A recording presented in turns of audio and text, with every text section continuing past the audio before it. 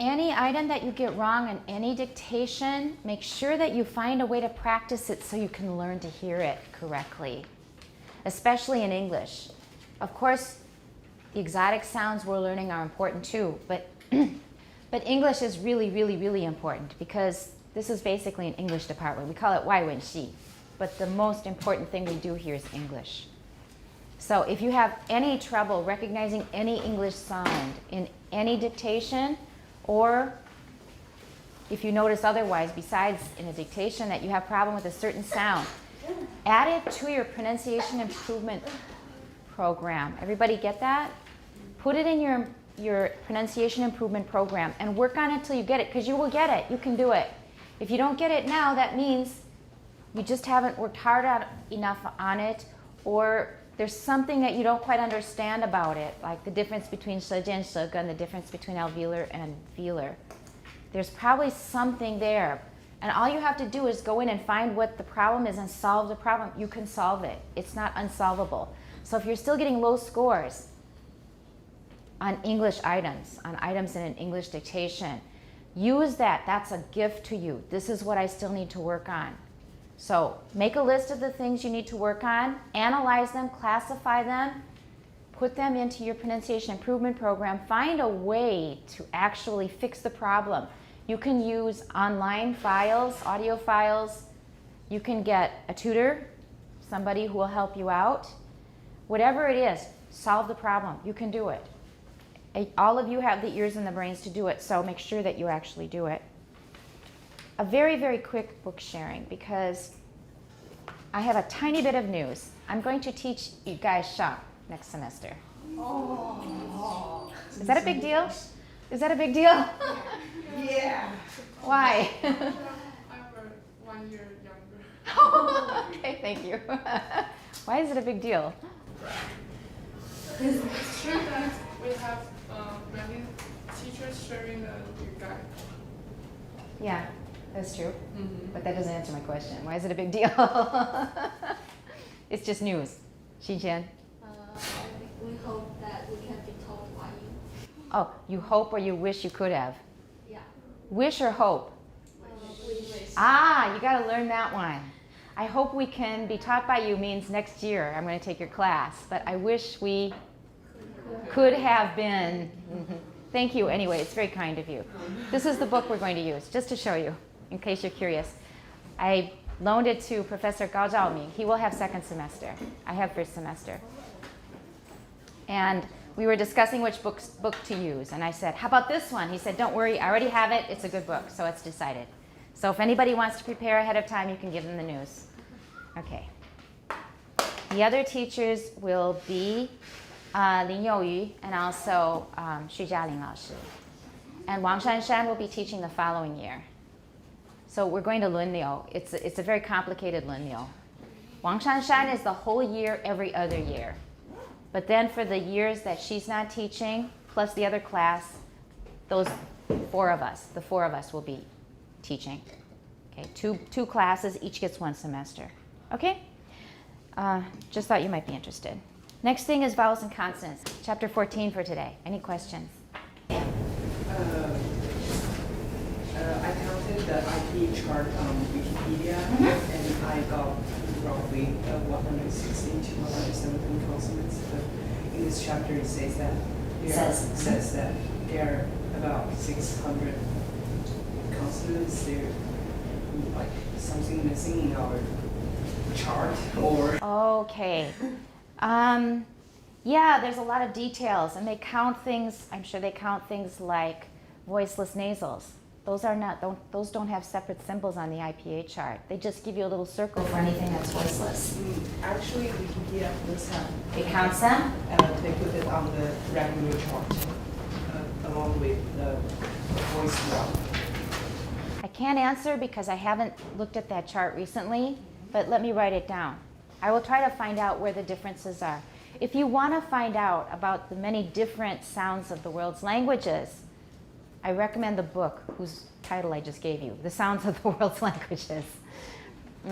I think that's it. And it's by Peter Ladefoged and Ian Madison. I worked through that book very carefully. The hardest chapter for me was clicks. Clicks was very tiring to read. It was long. And the whole book was kind of demanding for a native speaker who does phonetics. But it's a really excellent book, because if you want to know more details about stops, fricatives, clicks, trills, taps, everything, it's all in there. So Peter Ladefoged, Ian Madison, I believe it's called The Sounds of the World's Languages. It's a quite accessible book. It's easy to get. And it's relatively easy to read. I mean, it takes a lot of concentration, but it's still not one of those really technical reports that are impossible to read. It's still very accessible. I recommend that if you want to learn about many of the different sounds of the world's languages that aren't usually covered. Yeah. I don't know about that one. I will have to look into that. Okay, so it's Wikipedia IPA chart. And it gave about 160, you say? Yeah, about that. And then this book says over 600, and how do we count for that? I will try to figure that out. Okay, I will have a look. That's a good question. Thank you. Anybody else? On chapter 14 or anything else that's come up in the meantime? Anybody? Please ask quick if you have questions. 67. And it says that sibilants are more common than other fricatives because they have more acoustic energy. But I wonder what's the relationship between their commonness and the acoustic energy. It means that they're easy to hear and distinguish from other sounds. So, don't look at me. What sound was that? No, it was. So, is not a very common sound. It is used in a number of languages, but it's not extremely common. English has it, Spanish has it, Greek has it. A number of languages have it. However, it's not extremely common. It has very low acoustic energy. It's the quietest sound in English. That's the quietest sound we have. And if you're on the phone, it's really hard to hear because the phone cuts off the higher frequencies and even also some lower frequencies. But the main reason is because it cuts off the higher frequencies. So they all sound the same on the phone. They are not really distinct enough to be really good fricatives. But and sh are very noisy, and those are easy to distinguish from one another. Okay? Good. Anybody else? Yeah. On page 166, it says very few languages use a uvular trill. So what is a uvular trill? Because it said like in French and German, they use another sound that sounds like uvular trill, but it's not a real one. So what is a uvular trill? It says they use a sound made with the back of the tongue near the uvula for the sound of R, but it is seldom actually a uvular trill. It's probably a little further back than velar, but not all the way to uvular. So, for example, richtig, richtig. It's not quite down to the uvula. It's close. So is this uvular trill or not? A uvular trill is, let me get some close right there. It helps.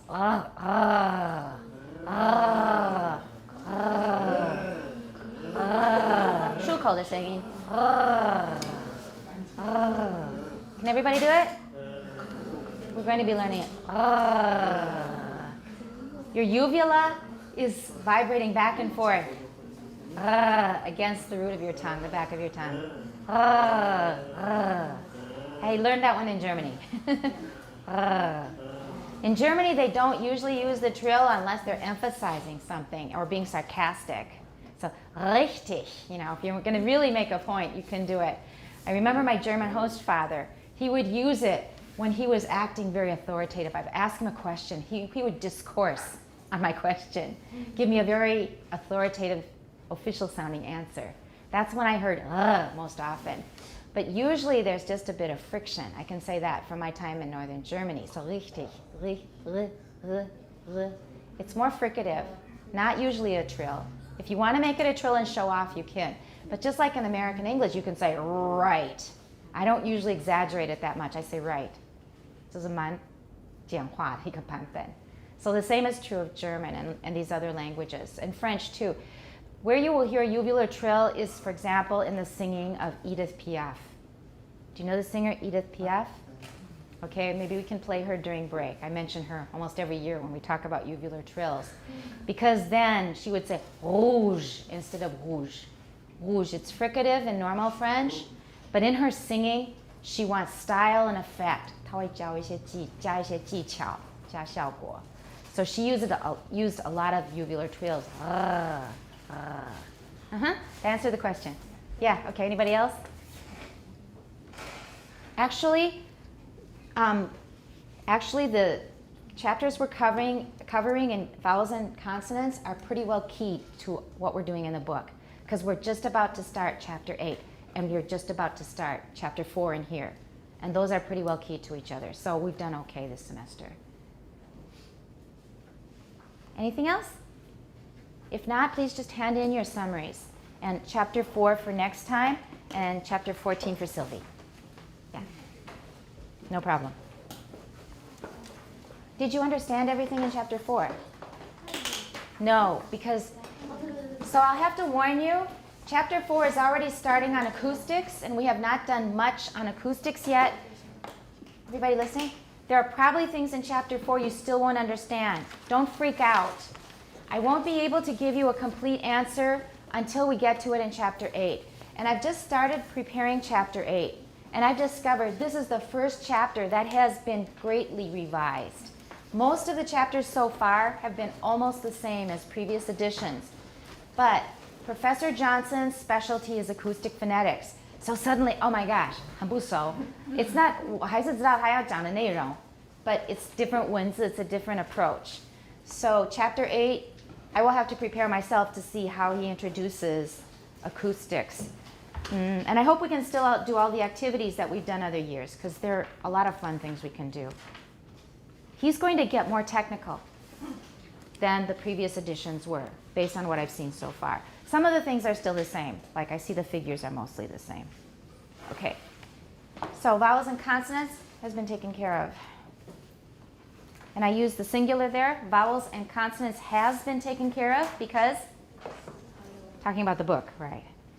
Okay, so what is our job today? It's to finish chapter 7. I don't think we will have time to get to the exercises.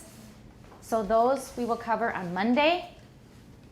Test is on Wednesday, a week from today. Monday we'll finish going over the exercises and hopefully start on chapter 8. That's the plan. Okay? Let's continue with chapter 7 and try to finish it up. Go. Page 175, third line. You should be able to hear that sh differ from in this way. The same kind of difference occurs between the voiced fricatives z, zh, and v.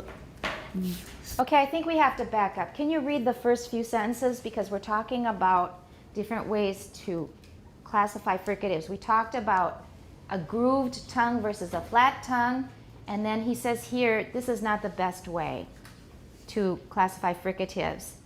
We're going to separate them on a purely auditory basis. That means we're not going to look at what you're doing with your tongue or your other articulatory organs. We're going to use our ears. And last time when we stopped, we said which two have the loudest high pitches, which is what we were just talking about in chapter 14 in vowels and consonants, right? So let's just go over that. Listen as I pronounce these, everybody. Sh. What's the loudest? Sh is the loudest. Second loudest? Third loudest? And last is, I just told you that's the quietest consonant we have. Quietest sound we have in English. Excuse me. And you can hear that s, sh are louder and f are softer. Go ahead. And we have similar differences between z, zh. Those are pretty loud. V, v are not quite as loud. V sounds like a cell phone. Okay. The fricatives s, z, sh, sh, zh are called sibilant sounds. Sibilant sounds. Sibilant sounds. Right. They have more acoustic energy, that is, greater loudness, at a higher pitch than the other fricatives. That is greater loudness. that is greater loudness Right. at a higher pitch than the other fricatives. Then the Other fricatives. other goes high. Then Than the other fricatives. There we go. Okay. Your English is really excellent. So I'm going to try to point out things that you still can work on and improve. And one of them is 对比, contrast, contrastive stress, and continuation rise. And I think you already know about those, both of them. Okay, so sibilants in Chinese again. 四音, and we all know about that. We also added ch and zh because they contain the fricatives. The affricates are stop plus fricatives. So ch and zh contain two of these sounds. That's our set of sibilants. One year a student said, I don't know why we have all of these arbitrary categories in phonology. They thought sibilant. What did they establish this category for? 就很无聊，就是没事就随便那个建立一个类型. Is that true? Is it just for fun? We thought that these had a nice sound and we called them sibilants. Was it just for that? And it was in phonology that this came up. This was in 语概课 many years ago. Is it just a random bunch of sounds we put together in a random category? No. What is our basis? Why is it meaningful to have a category called sibilants? Phonologically, not just phonetically now, but phonologically. That's right. It's because of the English plural forms. Just for that, it's worth it. Because we need a category for that group of sounds that requires us to add uz at the end instead of z or s. So, for that reason, we've already shown that they have a separate kind of behavior in common. All of the sounds do the same thing in the same situation. So that justifies establishing a new category. Next. The sound patterns that occur in many languages often arise because of auditory properties of sounds. We can divide fricatives into sibilant and non-sibilant sounds. Sibilant and non-sibilant. Sibilant and non-sibilant sounds only by reference to auditory properties. Auditory properties. Auditory properties. Right. Just like sound patterns, even though auditory is an adjective. And, right. So what they're saying is all we have to do is listen to how they sound. We can divide sounds into sibilants and non-sibilants on a phonological basis using the plurals rule. But we can also use our ears. Okay? We need to divide them into at least two groups to show how English plurals are formed. To show how English plurals are formed. To show how... Not show, look at my show. Show. Yep. To show how English plurals are formed. Once more. To show how English plurals are formed. To show how English plurals are... Use the echo. plurals. To show how English plurals are formed. To show how English You plurals... didn't get the echo. You didn't get the echo.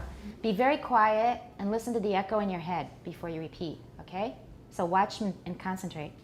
To show how English plurals are formed. Go. To show how English plurals are formed. That time you had the echo, right? Yeah. I think you heard it because you did it right. Plurals. Okay? And consider words ending in fricatives such as cliff, moth, Moth. moth, M-O-T-H, moth,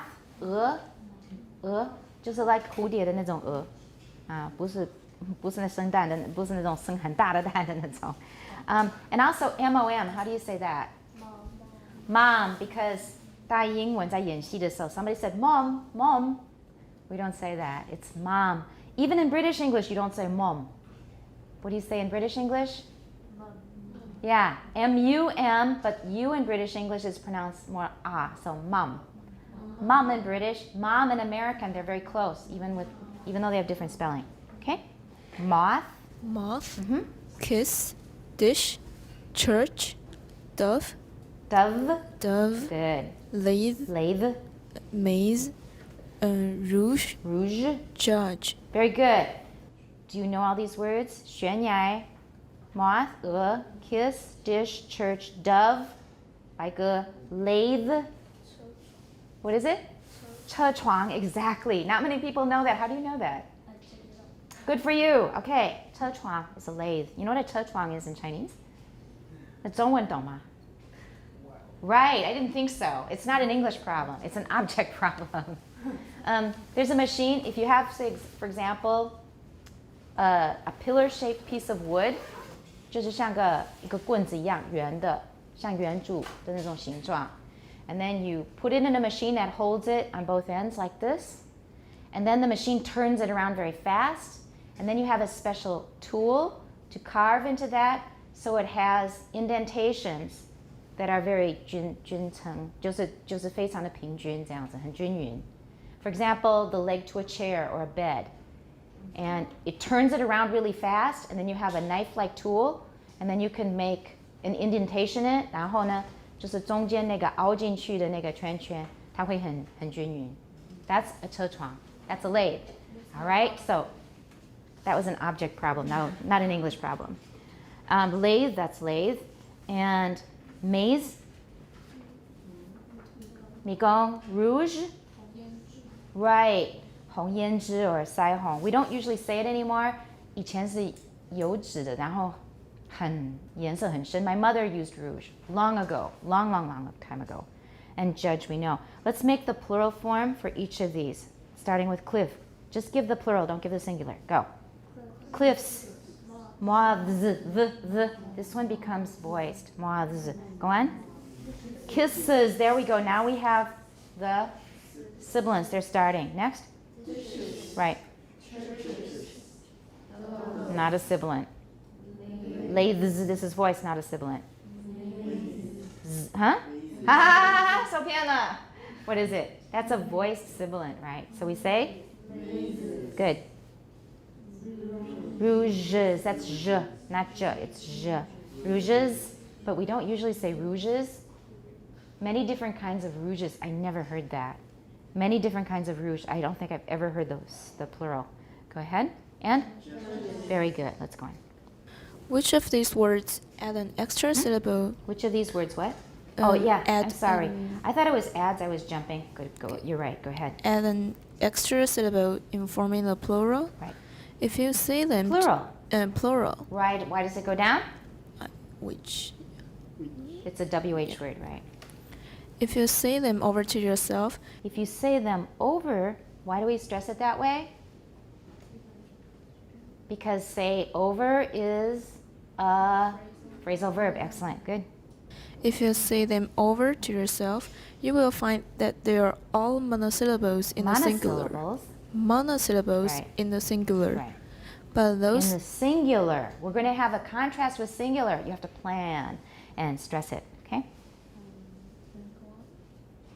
But those that end with one of the sounds s, sh, z, zh, that is, with a sibilant fricative or an affricate containing a sibilant fricative, All right. We've got repetition here. Can we plan that one before we read it again?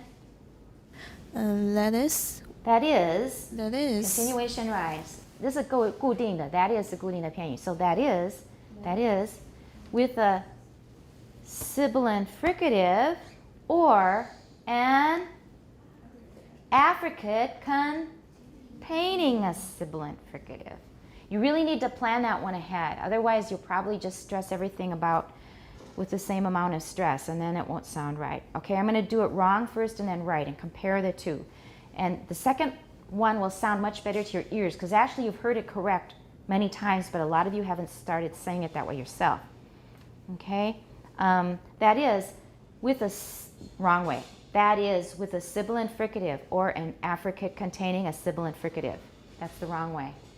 And that's the way most Taiwanese would read it if they were pretty good, right?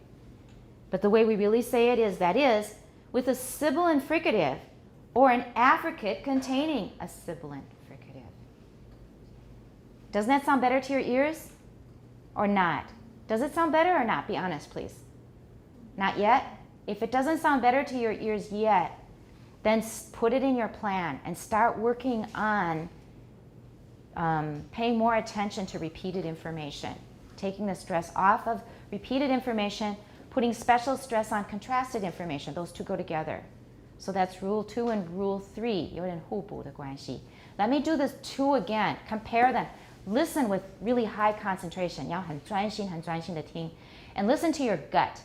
What does it mean to listen to your gut? 你要很注意你自己的直觉 your intuition. Listen to your gut. It means your unconscious brain is telling you, that's right. That sounds like my native speaker teachers when they're talking English.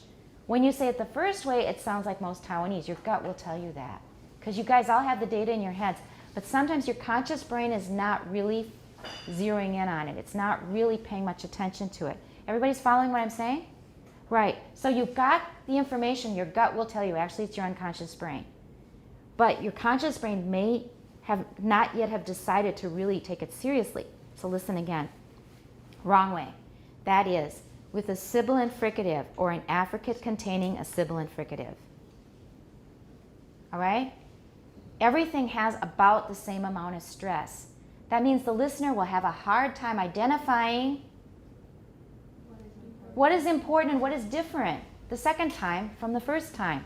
That's why we use contrastive stress. So the listener gets a little help in identifying what it is that's so special about the second part that wasn't about the first part. So the correct way, that is, with a sibilant fricative or an affricate containing a sibilant fricative. Does it make sense now? Let's try reading it together. Do you remember the right tone of voice? I'll say it one more time and then we'll try to do it together. That is, with a sibilant fricative or an affricate containing a sibilant fricative. Let's try it. Go. That is. With a sibilant fricative or an affricate containing a sibilant fricative. Everything was good except one thing. You put too much stress on one syllable. Everything was good except one syllable you stressed too much. Anybody know which one? If you stress a syllable too much, the listener will think it's what kind of a stress syllable? If you stress one syllable too much as compared to the other syllables, remember stress is always relative. 要跟别的有重音的音节相比，你才知道那个 stress 的差别。stress 的差别就是说，一定要跟别的有重音的音节比较，才能知道它的 stress 比较多，还是差不多，还是比较少。Okay, which syllable do you think you stressed too much? Maybe it wasn't everybody, but a lot of you did. No, in fact, that was the correct one. Where is the tonic? Where is the tonic? Right, tain, isn't it? Since tain is the tonic, where do we have to be careful not to put a tonic? Affricate, you got it. So if you go too high on affricate, your listener will think the tonic. And if it's the tonic, what is the listener going to conclude? I've already got the main point. I don't have to pay attention to the rest. Put this in your notes. This is really, really important. I don't know if there's any book that will tell you this. Maybe there are, but you might not run into it. If you go too high on affricate, your listener will think, that's the important point. Therefore, I don't have to pay attention to the rest of the utterance because I already have the most important part. So tonic is very, very important in helping your listener get the point. If you do it wrong, your listener will be it'll be tiring, yeah? The listener will be tired, and what else? Confused, misled. 被误导，他会被误导，因而会觉得 confused and tired, all of it together. So, we don't want to put too much stress on affricate. It needs to be stressed because affricate is new. However, we need to leave space to go up for the tonic stress. There we go. I'll read it one more time and pay attention to the difference in the amount of stress I put on affricate compared to containing, okay? That is, with a sibilant fricative or an affricate containing a sibilant fricative. Did you hear it? Da da da da da da da. Da da da. It's higher, so it's stressed. So that is with a sibilant fricative or an not stressed.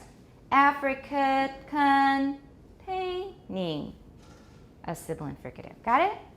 All right, and that's just a totally normal English pattern. We use these probably thousands of times every day. So it's really, really basic and important. Let's try it again. Go. That is. With a sibilant fricative or an affricate containing a sibilant fricative. Good. And the only thing you did wrong this time, the level of stress was good. The thing you could improve is cut doesn't have to go down. Affricate goes down if it's by itself in isolation, right? Affricate. However, we've got something else coming, so let's just keep it level. And affricate all the way to con, and affricate containing, okay? That's how it works in English. You didn't know that before, I bet. So affricate, 你一下降, we still might think it's a tonic because you've gone down. As soon as you go down, especially if you go down too much, we think it's finished. So one more time, go.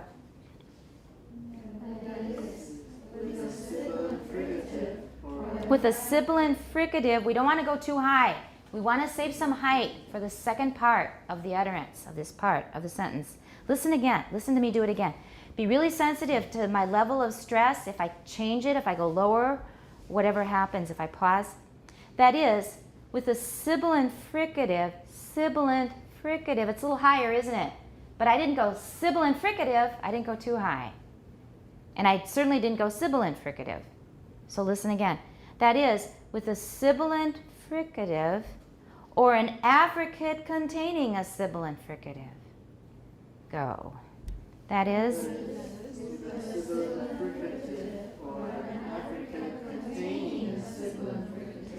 Jiga. That was good. Okay? That was a lot of information to get it right, wasn't it? Now, when you think about how many people don't even know what tonic stress is, and then you have to explain to them what's going on here, that would take a lot of explaining, wouldn't it? So, what is the best way? I mean, to get all this information to the Minzhong of Taiwan, most people are not so sophisticated that they're going to understand or have the patience to go through all of this information, this phonetically oriented technical information. It'll be too much. They'll get tired of it, right? They're just not going to be interested. It's really important for a teacher to model it correctly. Because if you keep modeling it correctly, it will be echoing in everybody's heads. They may not even know the rule, but they'll start doing it right just because it's echoing in their heads. From the very beginning, your first English teacher is really important because very often your pronunciation hardly changes at all after your very first teacher.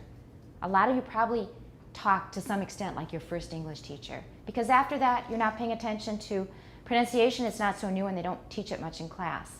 So if we make sure that the first English teacher that kids get, no matter when they start, if they start in 3rd grade or if they start in 5th grade or if they start in junior high school, that their first English teacher knows what they're doing, right? That's my conclusion. We need good modeling. Because with good modeling, you will pick it up yourself. That's my opinion anyway. Okay, and let's finish the sentence. Become 2 syllables in the plural. All right, so if it ends with a sibilant and we want to make it plural, we need to add an extra syllable. So instead of kiss, kiss, we have kiss, kisses, 2 syllables, okay? It seems as though make the stop at stops more a little clearer. it seems as though Good. as though English does not favor 2 sibling sounds together. It breaks them up by inserting a vowel before adding By inserting a vowel, this is a tonic. By inserting a vowel before adding a sibilant suffix Sibilant. sibilant suffix. It's not a compound. A sibilant suffix Good. to words ending in sibilants. Very good. Excellent. We already know this content really well, okay? So this should not be a problem. He doesn't call it dissimilation. But in my opinion, this is my interpretation, this is a kind of dissimilation. Assimilation is, in Chinese, 同化, and dissimilation is 异化. So this is a kind of 异化. We make the sounds different so that our ears can hear them clearly. Let's go on. Trills, taps, and flaps. The most common pronunciation of the sounds written with the letter. The most common pronunciation of the sound written in the letter R. First of all, you said sounds instead of sound, and then you said written in instead of written with. Now, it doesn't mean, it's not because, well, it isn't grammatical, it's true. It's not so much because of that. But remember how we read. We memorize a short phrase, and then we say it from memory. Make sure that when you're filtering, that you don't filter out the original correct words. So you're going to have to pay special attention to word endings and things like 虚词 especially. Because very often you change a Taiwan English 虚词. Okay? Go ahead. Or 可能就是比较常用的一个. Let's try it again. The most common pronunciation of the sound written with the letter R in the languages of the world is trilled r. Is The trilled yes, r. 少了一个 the. So slow down. I mean, you're a very fluent reader, but it's better to slow down and get it all correct than read fast and miss a bunch of things. Okay? So slow down. Accuracy comes before everything else. Accuracy is the most important. Just like knowing who the queen is and who the former prime minister is. We had almost a whole discussion, a whole class on this in Dai Yingwen. Why are you giggling the way you're giggling? Jerome, what's so funny to you? No, because I saw the news that one of our TV company mistake the Queen and Margaret Thatcher. I understand it wasn't just one. One made the mistake and others copied them. It's like because news nowadays is like copying each other. And that was a really clear path. We could see who copied from who. We know who started. Copy, copy, copy, haha. We know how the news is put together. Wasn't that creepy? Now this is a serious problem. I don't want to get off on a tangent because we did practically a whole freshman English class on it this morning, and we had a class discussion on it. But the very core of what we were saying is we need 扎实训练. I think the Métis in Taiwan, we should throw away 5/6 of it. 5/5左右，我就计算了一下，大概5/5可以丢掉，重来。我认为那个部分可以丢掉，大概有1/6还可以。And we start over. You kind of agree? It's really bad. I mean, Taiwan has a lot of wonderful things for it. I wouldn't insult Taiwan with no good purpose. I don't watch TV. That's the biggest reason. Many people don't. They're sick and tired of it, of the news. It's not just TV news, newspapers, a lot of them, it's the same thing. It's not totally unrelated to what we're doing here. What we want here is to be 扎实. And thinking about my own interests and personality, I'm a kind of person who gets very heavy sometimes. 内容就是很扎实. I like 扎实的食物. I mean, not junk food, but food. I don't like 汤汤水水的东西. 我也不喜欢汤汤水水的言论. So that's just the kind of person I am. I like things that are concentrated and 扎实. Some people get scared away from it because it's too intense. 就太多太重了. But I think Taiwan needs a lot more of that because 太多东西是轻飘飘的. People are just getting it done for the sake of getting it done, not checking, not taking responsibility, not really caring if it makes sense. It's just going out. So, I mean, that's one of the things that we are trying to do better in this class is be very 扎实. I mean, every single thing, I try to point it out so you know exactly why we're doing what we're doing. And not just say, you did it wrong, do it this way. Why? Never mind, just do it. And that has happened before. We also had a discussion about why Taiwan students don't give so much feedback. And I don't know if I told you, but one student said that she tried to ask her teacher questions. Did I tell you that story? 这一班没有讲. She would ask in high school, she would ask her teacher questions. And the teacher said, 我们刚刚讲过了，你没有专心听吗？她说有，可是有些地方我还是不太懂. And so he yelled at the student for not paying attention. When that happens, what are the students going to do in the future? No one's going to ask questions. Now, this is one student. She wrote a really nice essay, which 我要她念给大家听, even though it was written in Chinese. I don't know if anybody has had somehow similar experiences to this. The teachers give you some kind of feedback that shows, I don't welcome your questions, just shut up and take notes. This is a serious problem. Teachers make mistakes. We make mistakes all the time. Every human being makes mistakes all the time. Students often know it, right? You often know it. And then if the teacher doesn't welcome feedback, what do? You just let it go and act like there's nothing wrong. right? So that ties together too with what's happening in the news and people not getting good training, people not being used to feedback, not checking their facts, and just putting things through the machine, running them through the machine and then not checking anything. This is something that really needs to be fixed. And I told my freshman English students, I said, you guys are responsible for thinking harder for all these people who do not want to think.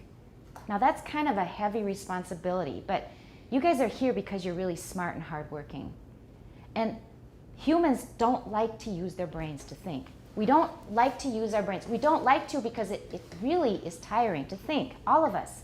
I mean, even those of us who've ended up at this really wonderful university, we still don't like to think too much because it's so tiring. If there's a way to do it easier, our brain will say, do it the easier way, I'm tired. That's the way brains work.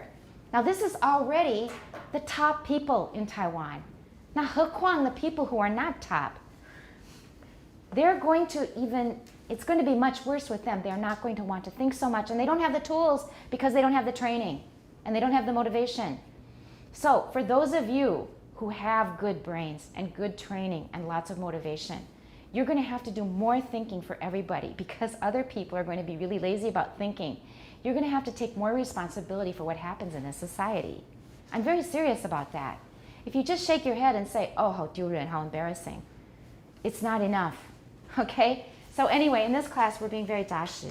We're talking about trills, taps, and flaps, okay? Right, so when you're reading, be very careful. 一个字一个字要检查 because it's very easy. Through your filter, you're memorizing, your brain replaces either a Taiwan English variant, some other word or sound, or something that is very 常听到, 最常听到的. For example, there's a really funny example, and that is for the price of things we say NT in English. That's 30 NT, that's 100 NT. However, my friend, my British teacher in fact, he said that's 30 NTU. Yeah, he said that's 30 NTU. But why did he say that? He's very smart, he knows better. He knows perfectly well it's NT. But he said 30 NTU. Why? He's my friend, therefore, I'm always talking about NTU. So he heard NTU more often than he heard NT. So even when speaking English, NTU popped out just because it's very frequent for him when he's talking to me. So NTU, I do it myself when I'm typing. 30 NTU, I will type it. It pops out because it is frequent, has high frequency. High frequency things get collected by our unconscious brain. It pops them out without thinking. So this whole study of what is frequent, less frequent, and very infrequent, it's really important in language, in learning, in understanding, and everything. So frequency level, 非常的重要. Who was it last time who was saying? It was Wendy. Wendy's not here today. She said she took that online test of pronunciation that I posted, and some of the words were very unusual. 有没有人考过那个发音的那个 oral 的考试? Yeah. And a lot of them had very strange words. 就是很少很罕见的一些字. I can't think of one right now. Well, for example, trace and trays. Trays maybe is more common than trace. That's not so bad, but some of them use a very unusual word. So she's thinking, 大概要考我那个很罕见的那个字, or something like that. In any case, the frequency of a word is really important in how language works. So when you're reading, either it's Taiwan English that will pop out, or it's a high frequency word related to it that will pop out. Do you see? Just like NTU pops out when he meant to say NT. Okay? So therefore, is the trilled. 虚词是最容易念错的. You have to pay attention. So this is true. We have many kinds of R's in the world's languages. As we've mentioned, the American is it really common or not so common? It's quite uncommon, but like I said, languages that I have had experience with, English, American English, Mandarin, and Dutch in Leiden Dutch. 一般的荷兰语还没有，可是莱顿就有的这个音。So 很偶然. I have learned some languages that have the sound, but it is not that common. The most common realization, 实现 or 音质, realization of the R phoneme is the trill. And it's usually an alveolar trill. Do you all know how to make an alveolar trill? I learned it by practice. In fact, I learned it for German, but the kind of German I should have been learning was standard Northern German. But I think I had a Southern German teacher who trilled her R's, and I felt I should learn a R. And I just practiced it when I was 4 years old. I practiced and practiced America, America, until it came out America, America. Okay, I practiced it until it worked. You just have to keep practicing. And the funny memory was I don't know why, but I was only 4 years old. Okay, you need to practice it. That's the most common realization of an R. If you don't know how to do it, you should learn it. And there is a very nice post from an old BBS. Do people still use the BBSs? Yes. 还在用. That's amazing. That's an pretty old technology that's surviving even in the days of Facebook. The one that you should look at is, what was that, Carol? Did I miss something good? I mean, I have to like log into my BBS site every day. Okay, so it's an addiction just like Facebook. Yeah. Okay, well that was the bell, but we got a little distracted here. Let's do a little more time. I'll just show you this page on Trills. Let's go over it quickly. For those of you who have not yet learned the alveolar trill, this might be useful. All right, how many of you can do the trill? Can't, 能够, 会. Okay, everybody perform for me and then I'll believe you. You can't.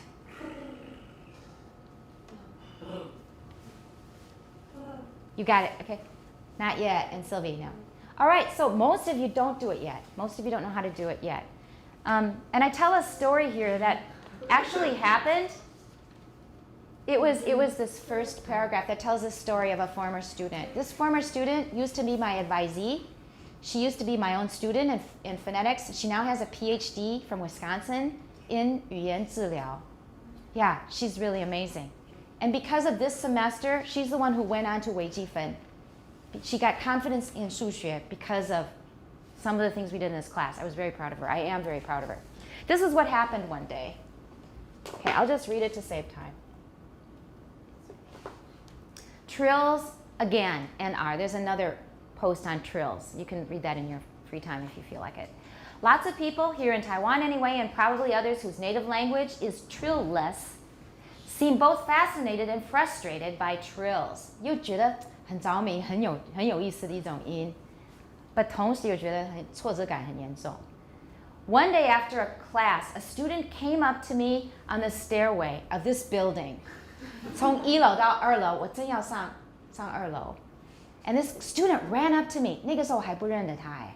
All right, and asked, how do you make a trill? 这很奇怪，我不认识的人突然间问我这个问题。 I asked her if she knew the Chinese folk song, flower drum song, 凤阳花鼓.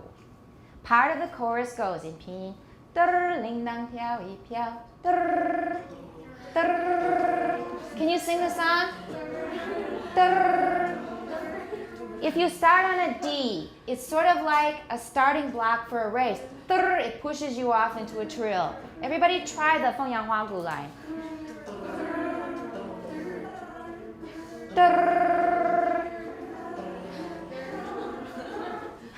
We've got some very good trillers here. All right, that's step number 1. Let's try to make it a project, a class project. Everybody learn how to make an alveolar trill. Because if you finish second semester of phonetics and people say, oh, okay, make a trill for me. You go, I never learned that. Yeah, 丢人, right? Not as bad as mixing up Thatcher and the Queen, but still kind of 丢人. All right. So put it in your notes. I want you to try and learn the alveolar trill. It can be learned, but it takes practice. Like I said, when I was a kid, I had to practice a few hours before I got it, but I got it. So the first thing is 凤阳花鼓. That's one way. Listen to the song, find it on YouTube, and practice it yourself. 铃铛飘一飘. All right, that's the first one. If you can sing this right when you're singing it, then you have an alveolar trill. The student tried it, and on the spot, it worked. 它就是刚好 I said, you try this song. And then she started singing. I said, that's it. She said, okay, thank you. And then she walked away. It was the funniest thing. 就是那个互动的时间很短，成功了，她就走了。Okay, and then she took the class later on in the future. But what if you don't get the dr right? If you can sing the song, but the dr is not correct. Some former students have suggested a method they read on the BBS that helped them, they say. And it's right here. I'll just show it to you really quickly. It's in Chinese. All right. It's a little bit long, not that bad. 后来还有人加了东西. Just read it yourself. It tells you how to the 头往 what's funny?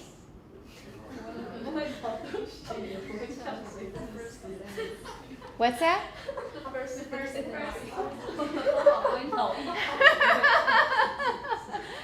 有点夸张.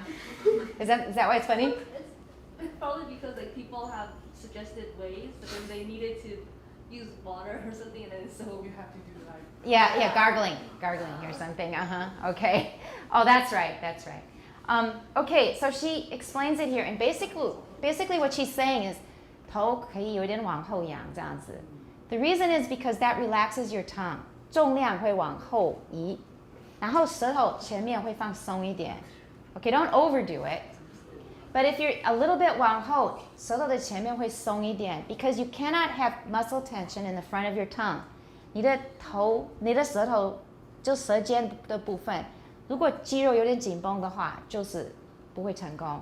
So 必须要往后的话，前面可能就是有点懒洋洋的样子，松松的。Because it's in free vibration. 它不是故意的，是 in free vibration. 太往后的话，可能地心引力会把让它陷下去。Okay? So that's basically the suggestion. When you have time, you can read the Chinese. Okay? So BBS post. It suggests that you push the back of your tongue against your velum in order to relax the tongue enough so it can go into free vibration. This may not be the way you make a trill once you have mastered it. 所以你一旦学会了，可能你不需要。Okay, for example, 不需要。Okay, but it has helped some people successfully produce their first trill. So those are two methods now. 凤阳花鼓 is number one. Leaning your head back a little. Somebody suggested doing it in the bathtub. 不很多人没有澡盆，只有淋浴，对不对？那澡盆的话，这个是一个。Some people told me it worked for the first time when they were taking a bath. All right. And here is a whole linguist post on it. Those of you who are really gung-ho, if you want to keep up with what's going on in linguistics, you can 订阅 the linguist list. This was the first list I ever subscribed to on the internet over email. It wasn't the internet then, it was the email. And that was in 1993. 你刚出生了吗? Right, 1993. A friend says, Karen, you got to get email. I'm coming to your house. I'll show you how to use it. 就是我的好朋友是正大的老师，他就说 you have to learn it. 我说好啊好，改天吧。我一直拖，他说不拖，我说我 weekend 会到你家去。That's how I learned how to do email. Then I started teaching my students. Okay, the very first list that I subscribed to was the linguist list. So I've been on there since 1993. And that was in 2001. 这里有很多的建议. Lots of suggestions. So 你真的没办法. You just keep going until one of them works. Okay? And one thing you can try is using the American English tap.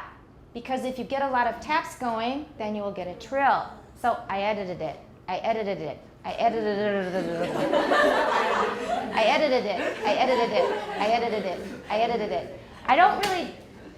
don't know if this really works well because you're using muscle tension. And muscle tension does not work with a trill. So I edited it. Anyway, it's an idea, just for your reference. There's an even longer one in a linguistics text. It's Dead-Headed Ed edited it. Dead-Headed Ed edited it. I said the whole thing. Okay, how? All right, so this is about the alveolar trill. And then for the uvular trill, in English they sometimes call it a burr, B-U-R-R. Burr 是会粘在衣服上的那些植物的字。就是类似那个咸丰草的鬼针草的那种东西，那个是 burr，but 其实那些不是，它是一个圆球，上面很多刺，然后会勾到衣服上。That's a burr, but that's also another. It's a colloquial word for the uvular trill. Practiced by gargling. 漱口。This sound occurs in the speech of some older speakers of Northumbrian English, spoken on the northeastern coast of England, but it is dying out. I have heard that it's pretty much gone now. 就是英国的哪里？东北岸本来有个方言有这个 bird 这个 uvular trill， 可是现在几乎已经绝种了，没有了。And then here's a page from the BBC. They will have some speakers who still have this burr. I checked the links. It should be working.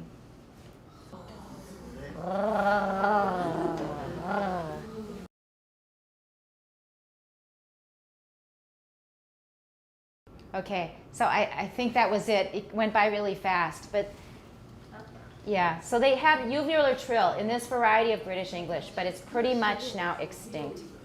Yeah. Okay, so that's it. We'll take a break now. Okay, let's get back to trills. We're talking about trills so far, and taps and flaps are coming.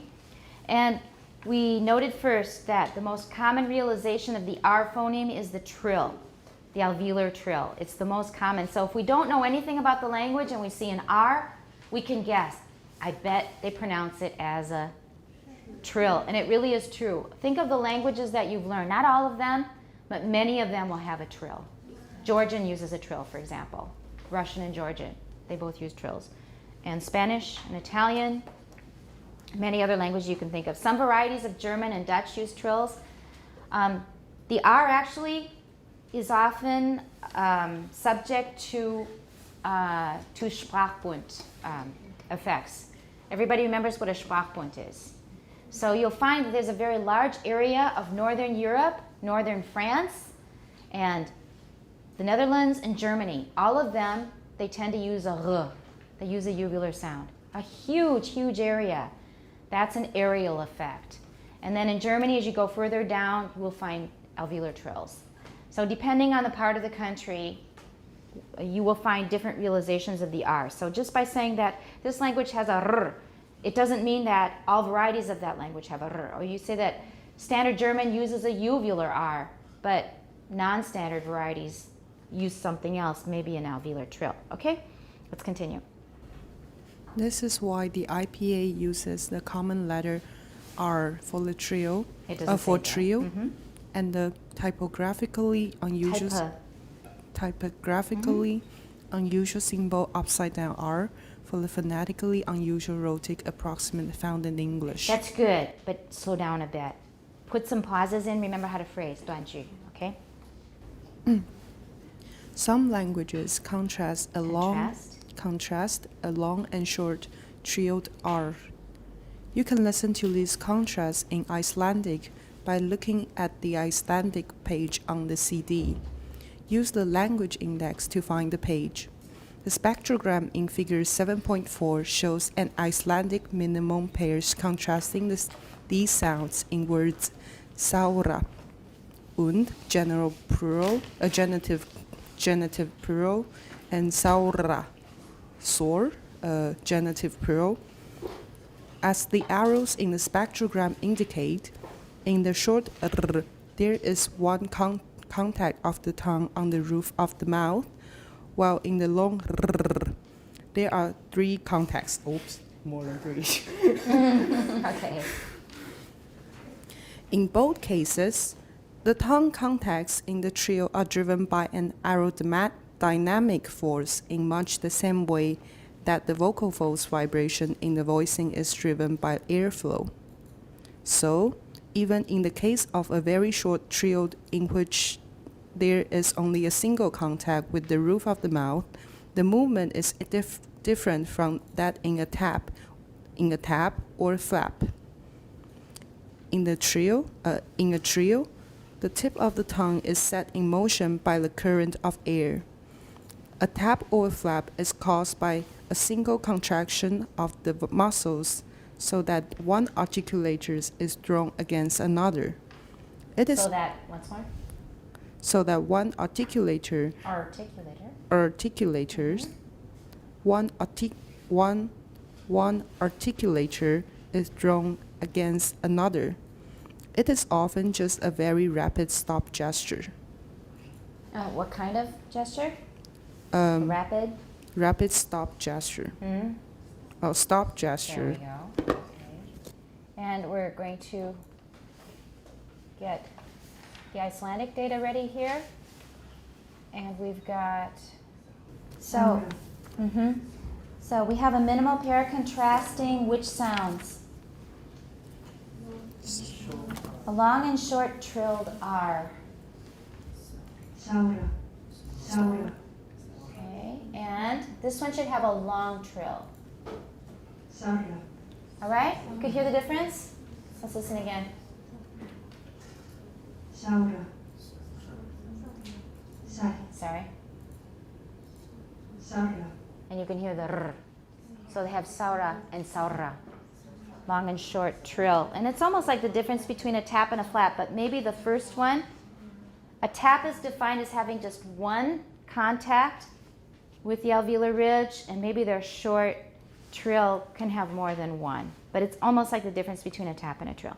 All right, so that's long and short trill in Icelandic, and they're contrastive.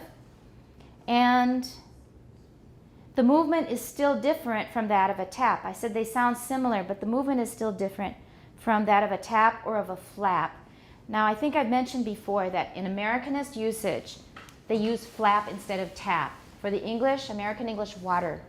Water. That's a duh sound, right? I call it a tap because I follow the usage of this book. The majority of ESL textbooks will call it a flap. They will say the sound is flapped. Keep in mind that when they say flap, they mean what we're calling a tap, because we're going to use flap for a different kind of sound. It's related, but it's different. All right? So, how is a tap different from a trill? A tap is one contact. It's caused by a single contraction of the muscles so that one articulator is thrown against another. So our alveolar tap is not the only kind of tap. There could be other kinds of taps. In Minayu, I mentioned you have a lateral tap. We talked about that with tara. Do you remember? That's also alveolar, but it's lateral. The air is coming out the sides of the tongue, tara. And in any case, a tap is just one contact. It's just one contact, a single contraction. But a trill has at least how many contacts? 3. 3个以上, and then it's a trill.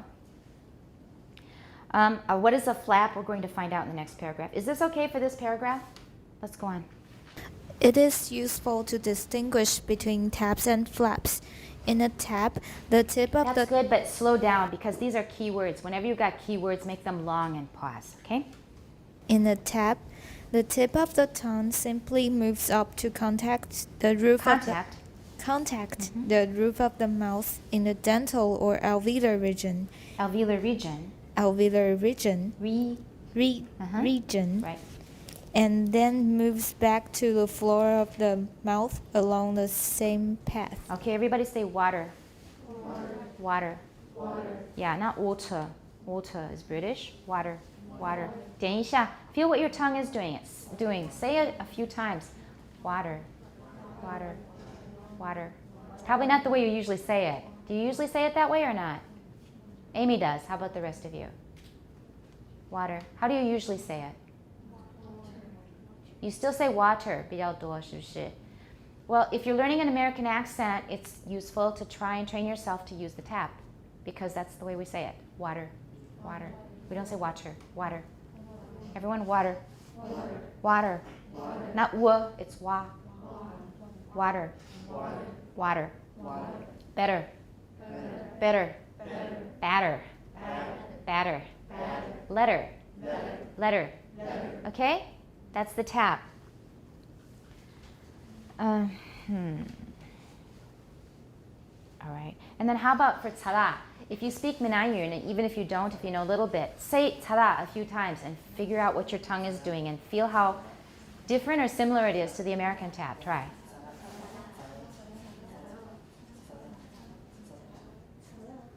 Okay, Jerome, you're a native speaker. So what's your feeling about 查啦那个音？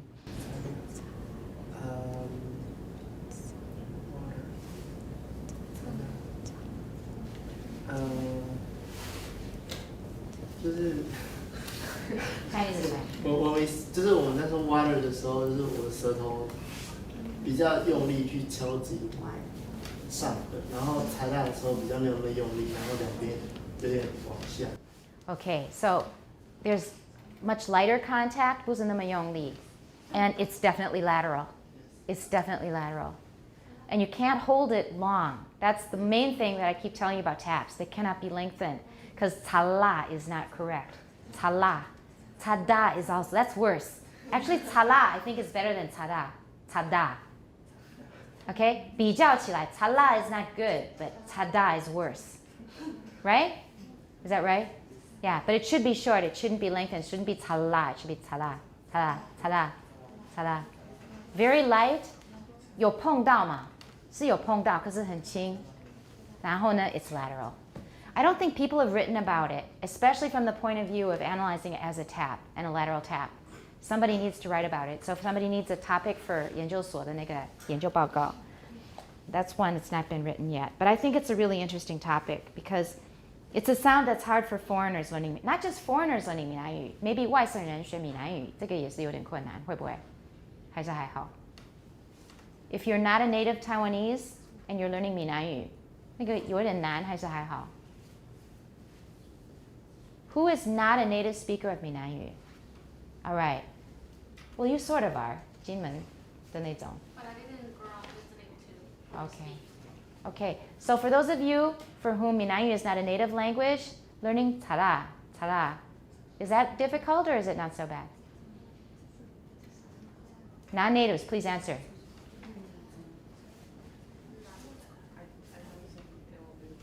Not so hard? You're a native. Okay, sorry. Non-natives? Yumi, you're a non-native? You're native. Okay, who else is non-native? Okay, Nima? Oh, 小偷, yeah.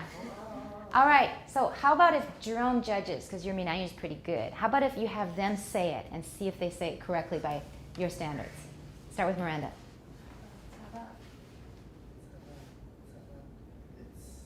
It's acceptable. It's acceptable, but it sounds a little off or not? Too much D? Yeah, too much deep. Too much D should be more L, right? Should be more lateral. Okay, that answers my question. Thank you. Okay, let's try Tina. It's too much deep. Too much D. Okay, for both of them, too much D. There we go. That's the answer I wanted. Okay, that's what I suspected. Because this sound also confused me. I learned 闽南语 mainly from 录音带 and from a couple. And this sound, is that an L? No, it's not an L. It's not a D. It's not a regular American tap. So this one had me confused until I learned more phonetics. 学多一点语音学, then it made more sense to me. Okay, someone should write about that. It's a really interesting sound. And the other transient sounds, we call them transients, 是瞬间的音, that happen with linking in 闽南语 are also interesting, like 几粒几粒吧, 那个 b, we get a voiced b there. 粒, that's voiceless, but 粒吧 is voiced. So 闽南语的这些 transient 的音 linking sounds 真的是蛮有趣的。Okay. All right, continue, please. In a flap, the tip the tip of the tongue is first curled up and back in a retroflex gesture, and then strikes the roof of the mouth in the post-alveolar region. Good. As it returns to its position behind the lower front teeth. The distinction between taps and flaps is thus to some extent bound up with what might be called a distinction in place of articulation. Flaps are typically retroflex. Typically, don't pronounce the A. The A is not pronounced. Flaps are typically retroflex articulations, but it is possible to make the articulatory Articulatory. Hmm? Articulatory. There we go, you got it. The articulatory gesture required for a flap at Pause. I knew you weren't going to pause. I could feel it. Okay. When you come to a 介系词, 连接词, remember to pause. Otherwise, it's hard to understand. So, but it is possible to make the articulatory gesture required for a flap. Required for a flap at other places of articulation. Beautiful. The last time you got it just right. The timing was perfect. Other is contrastive. All right, other there is contrastive. Let's go on. The tongue can be pulled back and then Pull back. and 连接词要停，记得啊。Okay. pull back and then as it is flapped forward, Good. made to strike the alveolar ridge. Made to strike the alveolar ridge. Made 重一点。Made to strike the alveolar ridge or even the teeth, making alveolar or dental flaps. Good. Flaps are distinguished from taps by the direction of the movement, from back to front for flaps. For flaps. Good. Up and down for taps, rather than by the exact point of contact. All right, this one paragraph takes care of this issue pretty much of taps and flaps. Just remember that a tap is like the American water and 미나유 차다. Both of those are taps. But a flap, your tongue starts in the back and goes forward. For a tap, your tongue goes up and down. Water, water, ada, it is. It goes up and then down. Everybody got that? For a tap, up and down.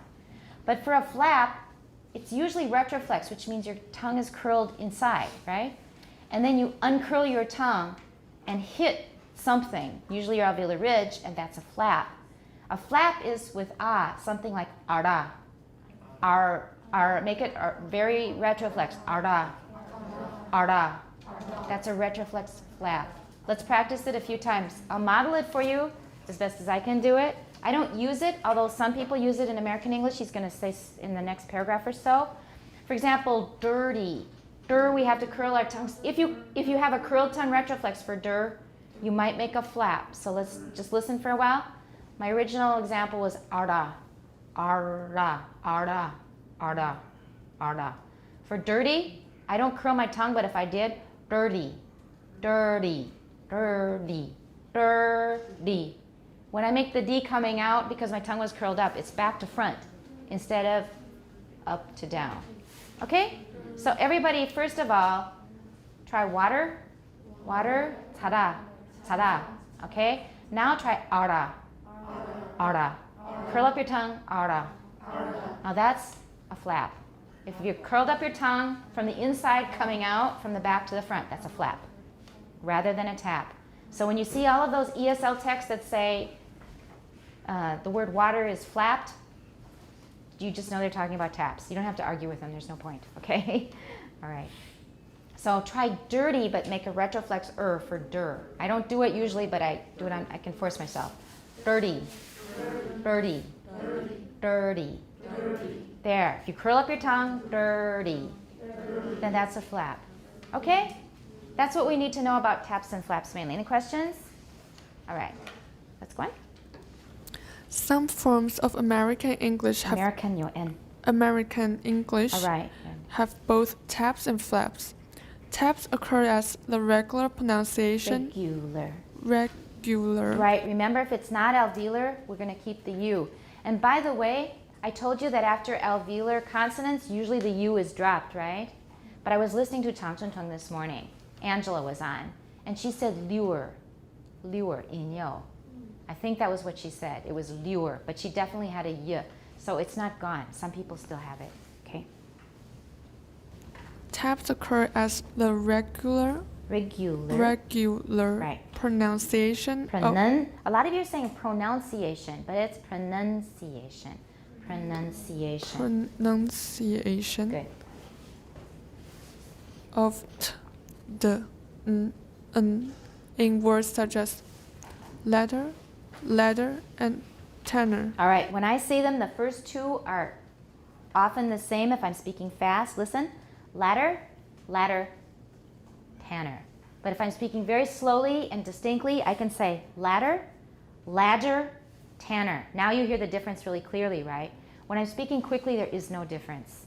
There may be a difference in vowel length. Which one may have a longer vowel? Ladder, the second one. But listen, I'll try to say it 不快不慢 and see if you can hear a vowel length difference or other differences. Ladder, ladder, Tanner. Ladder, ladder, Tanner. Now, if I force it, you can hear a vowel length difference, but normally in speech, you will not hear it. Native speakers won't hear it. There's a potential difference. Let's call it a potential. 是潜在的，是可以发挥出来的，可是常常没有。Tanner, what's a tanner? 处理牛皮、牛革，处理牛革 ，that's tanning. 在可以用之前，要放在碱水什么的里面 ，that's called tanning. And a person who does that is a tanner. Okay, let's try those, everybody. Ladder, let's do all three together. Listen first. Ladder, ladder, tanner. Go. Ladder, ladder, tanner. You made them very clear. You made the difference very clear. So that's how you can distinguish them if you want to. Let's go on.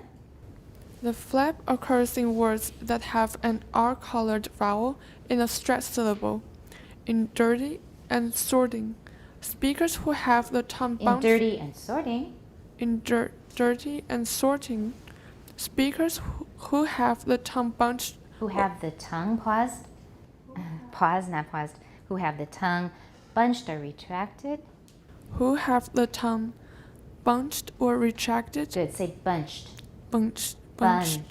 Bun. You have too much. Open your mouth wider. 不要急，不要急。Bunched. You have a little 舌根，不要舌根，不要急着跟着念，你先听好哈。Bunched. That's better. Everyone bunched. Bunched. Good. Who have the tongue bunched. Longer. Open your mouth more. Bunched. Bunched. Once more. Bunched. Yeah. Be careful that there's no velar there. Okay.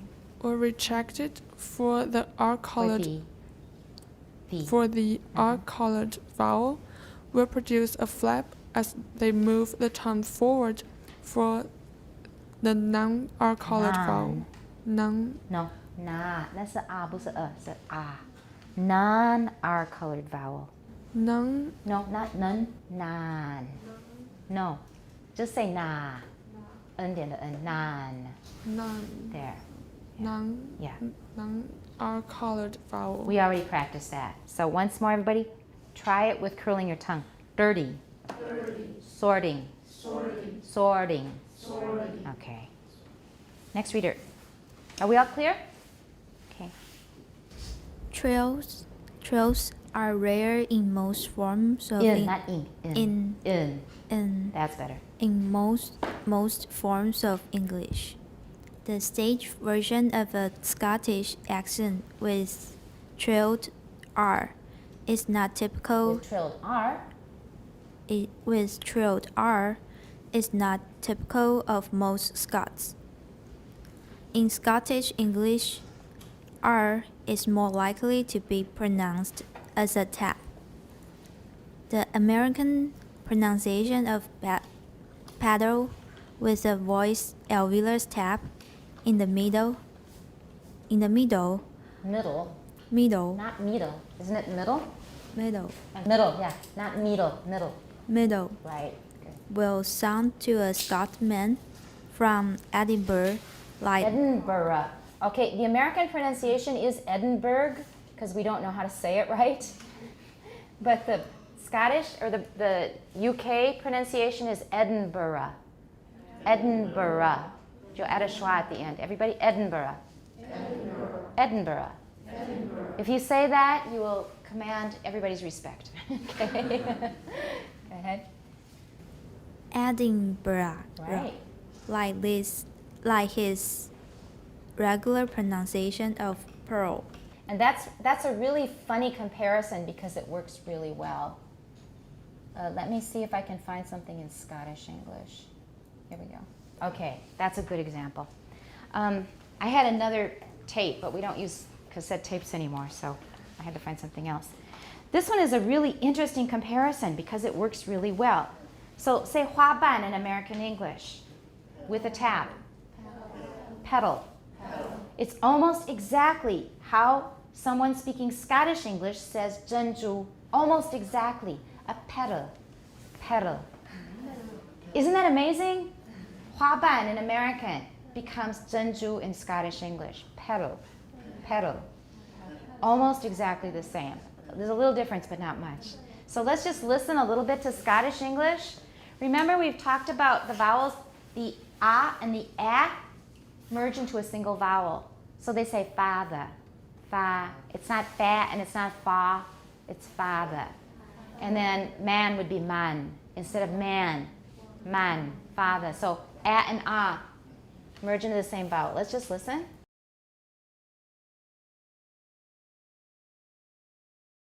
Most famous, fe. It's not fe, fe, it's a monophthong. Yeah. Listen to his R's. Listen to his R's. After, after. Did you hear it? And then it's not after and it's not after. It's after, after, after. And he had a listen. So sometimes I think the R is sort of like a British post-vocalic R. It doesn't get pronounced much, but then sometimes it is a trill. Hearing, hearing. All right? So that was a pretty good sample. I'll try to remember to put it on Facebook so you can hear it again. Okay. Pedal, pedal. Let's go on. The distinction between trills, Not trills, trills. trills, and different kinds of taps and flaps is much more Taps and flaps. taps and flaps is much more important Important. important But Angela says important. I heard it this morning, okay? more important in other languages. But before this point can be illustrated, But before this point can be illustrated, okay, we must review the symbols Good. that can be used for different types of R sounds. In a broad transcription for English, oh, there's an N. Transcription. transcription Good. for English, Good. they can all be transcribed as R. But in a narrow transcription, narrower. but in a narrower Yeah. transcription, this symbol may be restricted to voiced alveolar trills. Alveolar trills. Alveolar trills. Alveolar trills. Good. An alveolar tap. No, the first time was better. An alveolar tap. No, it's not a compound. Alveolar is a 形容词. An alveolar tap may be symbolized by the special symbol Tap. and the post-alveolar retroflex flap. Retroflex Good. flap by R with a hook. That's easy to remember. Remember, retroflex is always that hook down there to the right. So remember these two symbols. You already know tap, but now add a retroflex flap as well. An R with a little hook. That's easy, okay? the approximate Good. that occur in most that occurs in most occurs Good. in most Americans' pronunciation. Say Americans. Americans' Now it's good. pronunciation of R may be symbolized by R, Just keep going. an upside down R. Good. If it is important, Important. if it is important There you go. to show that It's not unt. Important. And don't open your mouth for unt. It's important. important. That's it. Everyone, important. But like I said, a lot of people now say important. I heard it this morning from Angela. And Angela is only a little bit younger than me. Okay? So she's not as young as you, and she says important. So I guess it's getting popular. But I still say important, important. Go ahead. If it is important to show that this sound is particularly retroflex, is particularly Once again, particularly. Particularly Good. retroflex. Retroflex. Good. The symbol may be used. All right, upside down R with a hook, and we use that for 北京话的儿子的儿. We use this symbol. Remember that. We learned it last semester, but this is a good review. Upside down R and then add a retroflex hook. Now it's easier to remember because you understand how it works. So 儿子的儿就用这个. Most speakers of American English do not have a retroflex approximant, but for those who do, R is an appropriate symbol. Appropriate. There you go. Good for you. Okay. Symbol. Good. In a narrow transcription. Good. All these symbols are shown in table 7.6. All right, let's look at 7.6. I thought we'd finish the chapter, but we are not going to. Okay, we go until 3:10, right? I don't think we're going to make it. We're close, though. Let's look at this table. So first of all, we've got a plain R, which is voiced alveolar trill, rrr, and that's the word for dog, which is spelled P-E-R-R-O in Spanish. Perro. Perro. All right, the next one is the voiced alveolar tap, and that one's got just one flap of the tongue there. It's pero. Pero. Good. The next one is a voiced retroflex flap, and we've got something from Hausa or Ausa here, which means servant, and that would be para. Para. Para. Para. Para. Curl up your tongue and then open it up. Para. All right. The next one is the voiced alveolar approximant from American English, and that's easy. Red. All right. And if it's really and we curl our tongue then we can use the retroflex symbol. Okay. And then the next one is a alveolar fricative trill, and this is in Czech. So it's a regular alveolar trill, but it's fricative. So we've got more noise in there. So it's like rek, rek, rek, rek, rek. We've got friction in there. Rek. Okay? And the next one is a voiced uvular trill. Rouge. Here it's not usually a trill. It's not usually a trill, but it could be. And when Edith Piaf sings, then it is. So rouge. Rouge. Okay? Rouge. And then we have a voiced uvular fricative or approximant. If we have noise, if we have friction, then it's a fricative. If we don't have that frication, then it's just an approximant 接近音, and that's rouge. Rouge. Rouge. Rouge has got friction and rouge does not. They're very close. 我们不区别. So, approximant and fricative. 如果是 voiced uvular 的话，都是用这个符号. Pay attention to it, because I don't think I'm dyslexic, 可是常常是往右还是往左，我会忘记.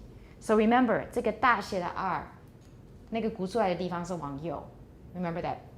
Because this is a really useful symbol because a lot of you are learning French, right? And for German as well. Then the next one is not voiced. Voiced. That's better, right? Voiced bilabial trill. And this is in Kele, which as I remember is, I think it's a Papuan language. 好像是巴布亚，新几内亚的. All right, so how are we going to make a voiced bilabial trill? Usually you start with an M. Pooling. You're great. That's a voiced bilabial trill. It is not very common. But usually it has an M in front of it. 几乎是没有 M 在前面是没有听过，没有听说过. Then we have something else. We have a... Are we okay? Anything interesting? Oh, really? Yeah, it is. It's much harder without the M, which is why it always occurs with M as far as I know. It's not common, but when you find it, it has an M in front of it. And the last one is a 星号. We use a 星号when in the IPA. A special symbol. We don't have a ready-made symbol among the ones they give us, and we found a sound that we need to represent. And that's part of the answer to Carol's question. Yeah. But it's a very small answer. So you place all the symbols that you're not sure with the asterisk? Not sure of it. It can be when you're not sure of it, but usually when it's a sound that doesn't seem to be in the table, it's something unusual. Before we had lingual labials, remember? La, na. That symbol is a brand new one. 那个海鸥那个符号，那是很新的，那是不到10年吧。That's the newest symbol added, as far as I remember. 我如果没有记错的话。Okay, so when we find a symbol, we find a sound, and we don't have a ready-made symbol for it, 我们先用一个星号, and then we put a little note in our paper what it means. In this case, voiced labiodental flap. Let's try that with be and u, with a voiced labiodental flap between it. Try it. Be boo. Be boo. Boo. Boo. Okay? There we go. So that accounts for one of the sounds that you're asking about. Let's go on. As illustrated in Table 7.6, Spanish distinguishes between a trill and a tap in words such as perro, dog, and perro, but. Similar distinctions also occur in some forms of Tamil, a language of southern India. Southern, not southern. Southern. Southern Good. India. This language, like Hausa, Nigeria, may also distinguish between an alveolar tap and a retroflex flap. Trills may also have accompanying friction, as in the Czech example in Table 7.6, which uses the IPA diacritic, meaning raised and thus more fricative. So let's just go over this paragraph before we stop. We've already mentioned that Spanish distinguishes between a trill and a tap. A trill is written with a double R, and also if a word starts with a single R in Spanish, that is also a trill. So for example, red is rojo. If it's the first R in the word, it is also a trill. And there are also distinctions like this in some forms of Tamil. Tamil 的某一些方言，那是南印度的 Dravidian language 之一。And Hausa. And then in Czech, we have a very special one. And then they have an IPA diacritic. We've used that for what? Velar raising, right? Like in bang, and in length, and in sing, right? We use that symbol because it means to put the tongue higher. And that means it's more fricative. So instead of a regular alveolar trill, you're putting your tongue closer up, so we're getting noise because there's air rushing through a smaller space. So like reg. Your tongue is closer and we're getting more noise. Okay, we didn't finish, but we're still doing very well. We will absolutely finish on Monday. And I hope to still have the test on Wednesday if possible. So Monday, our main goal is, remember to hand in your notes. We'll finish chapter 7. We'll go over the written and performance exercises. Now, in the written exercises, they say there are fewer exercises here because you should be doing bigger projects. You should be trying to do transcriptions of other languages. More ambitious teachers would have you do that, but I'm not doing that in this class because it takes a lot of time. It really takes a lot of time. I once taught a Phonetics 2 course. 基本上, so it was only part 2 of this book, but we had a whole year to do it. And we did do things like that year, but it really takes a lot of time and effort. The Guoqing Zhongxin is a really good place to find unusual languages, like from Africa or from the Solomon Islands or from Central America or something. You can find unusual languages easily, but we're not going to do that part. It's just too much. It's too ambitious for what we're trying to do. So do the exercises. You don't have to do that part. If you want to do it as a personal project, of course, 可以加分了, no problem. But we're not going to make it a requirement. These take some thought, so start early on them. 要想要去找一些例子. So for Monday, notes, finish the chapter, mark the exercises. That should probably take up both both hours, and then test next Wednesday if all goes well. Okay? We'll see you on Monday.